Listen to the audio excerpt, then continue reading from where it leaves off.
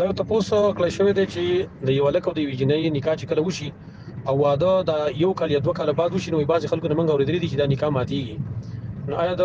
واده او د نکاح په مابینس کې څومره فاصله غو پکار ده او آیا د دوه کال او درې کال په دې سره نکاح رښتیا ماتي کنه ماتيږي؟ جواب دار چې دا خبره چا کړې غلطه کړې ده، د به دلیل کړې ده، هیڅ دلیل په دې باندې نشته ده. کله چې د ویجنې د نکاح وشي نو هغه بیا دوه کال بعد کدرې کال بعد کسلور کال بعد کلس کال بعد بده کې شریعت تعین لري کړه هر کله چې دا واده شي واده بالکل صحیح دی، نکاح بالکل صحیح ده، نکاح بدای نه ماتيږي. نکاح چې ماتيږي په څو خبرو ماتيږي، نکاح یو په مرګ باندې ماتيږي چې دا سړی مرشي دا خزم لشي نکاح ماته شو، دویم په کفر باندې چې نعوذ بالله یو پکې کافر شي مرتد شي پای باندې ماتيږي، دریم چې کوم د نو په طلاق باندې هغه نکاح ماتيږي چې طلاق شي دا کې خله باندې نکاح ماتيږي په لعان باندې نکاح ماتيږي په دې خبر باندې نکاح ماتيږي په قانون باندې نکاح نه ماتيږي. او دلیل دې خبره غدار چې نبی صلی الله علیه وسلم د عائشه صدیقه رضی الله عنها سره چې نکاح کړی و نو د شپږ کالو په عمر کې کړی و چې د عائشه رضی الله عنها عمر شپږ کالو او به واده جو کو نه کال بعد په هم کال وکړای نه درې کال په منځ کې فاصله و،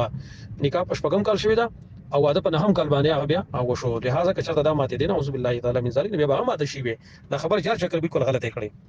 دی ملګری ته پوس کړی چې دکاندار دی او هغه چې کله زکات وباسي د خپل دکان سامان نه نو آیا دا چې کوم سامان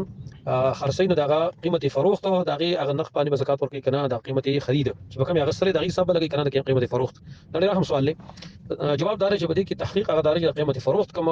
دغه نرخ د عقبه دی لګي په غیبه باندې زکات ورکړي. وجه دار چې مثال په تور باندې پیسې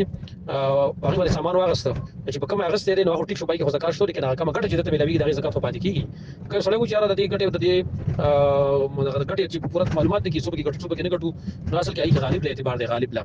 ته به داسې اندازه ولګي د خرڅ لګي د شي اندازه عام طور باندې خلکو ته معلومي کنه چې دا سامان ما په دون راوړې په دې کې زدو مرګټم دا ای اغلبیت له اعتبار دی. بعض اوقات کې ټیک دا به یو شی په تارزان خرڅ کې بعض خلکو ته تحفه به ورکي دا تحفه دغه خو څوک باسي نه دي چې دا ما تحفه ورکړي د زکات نه ورکوم او یا دا پلانې چې په تحفه کې ورکوم د زکات نه ورکوم نه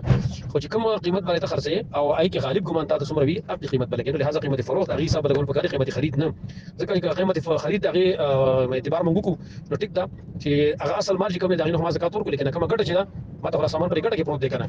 نو دا ګټه زکات په ما باندې پاتې شو او حال لري چې د رأس المال دا غي زکات او دا رنګ د ګټه زکات په ډول شنه د کې دي چې ګټه دا تابع رأس المال لا نو چې د ګټه زکات ورکې د رأس المال زکات ورکې د ګټه بخامخه هغه ورکې دا خبره چې بيزي خبرې چې بعض خلک چې دا خو کله موږ ارزان خرڅ کو کله موږ ارزان خرڅ کو کله نه کله خو بار یو شي چې دا سره راځي چې ته کله چاله په تحفه کې ورکې چاله ارزان ورکې لیکن هغه اعتبار نه اعتبار اکثریت او اغلبیت لري.